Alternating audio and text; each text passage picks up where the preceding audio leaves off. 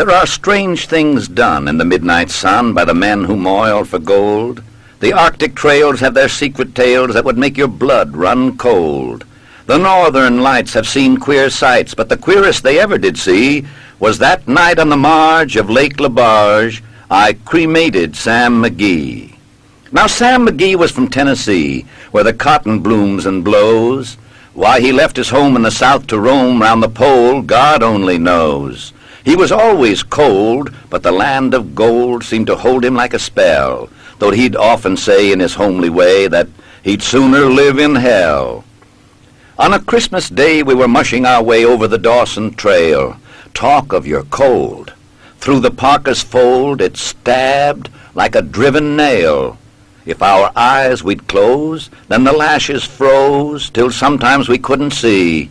It wasn't much fun, but the only one to whimper was Sam McGee.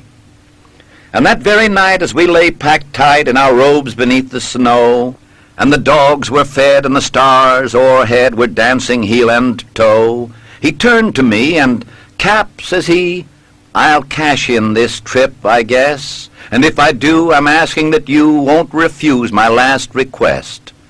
Well, he seemed so low that I couldn't say no.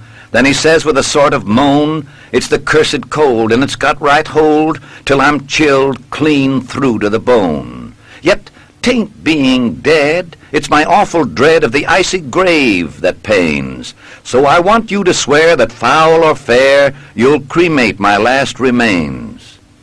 A pal's last need is a thing to heed, so I swore I would not fail, and we started on at the streak of dawn, but God, he looked ghastly pale.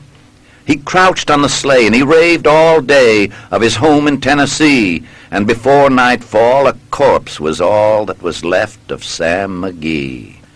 There wasn't a breath in that land of death, and I hurried, horror-driven, with a corpse half hid that I couldn't get rid because of a promise given. It was lashed to the sleigh, and it seemed to say, "You may tax your brawn and brains, but you promised true, and it's up to you to cremate those last remains." Now a promise made is a debt unpaid, and the trail has its own stern code. In the days to come, though my lips were dumb, in my heart how I cursed that load. In the long, long night by the lone firelight, while the huskies, round in a ring, howled out their woes to the homeless snows, oh God, how I loathed the thing. And every day that quiet clay seemed to heavy and heavier grow, and on I went, though the dogs were spent and the grub was getting low. The trail was bad, and I felt half mad, but I swore I would not give in, and I'd often sing to the hateful thing, and it hearkened with a grin. Till I came to the marsh of Lake Labarge, and a derelict there lay. It was jammed in the ice, but I saw in a trice it was called the Alice May, and I looked at it, and I thought a bit, and I looked at my frozen chum, then, "Here," said I, with a sudden cry, "is my crematorium." Some planks I tore from the cabin floor, and I lit the boiler fire. Some coal I found that was lying around, and I heaped the fuel higher. The flames just soared, and the furnace roared, such a blaze you seldom see, and I burrowed a hole in the glowing coal, and I stuffed in Sam McGee. Then I made a hike, for I didn't like to hear him sizzle so, and the heavens scowled, and the huskies howled, and the wind began to blow. It was icy cold, but the hot sweat rolled down my cheeks, and I don't know why, and the greasy smoke in an inky cloak went streaking down the sky. I do not know how long in the snow I wrestled with grisly fear, but the stars came out, and they danced about, ere again I ventured near.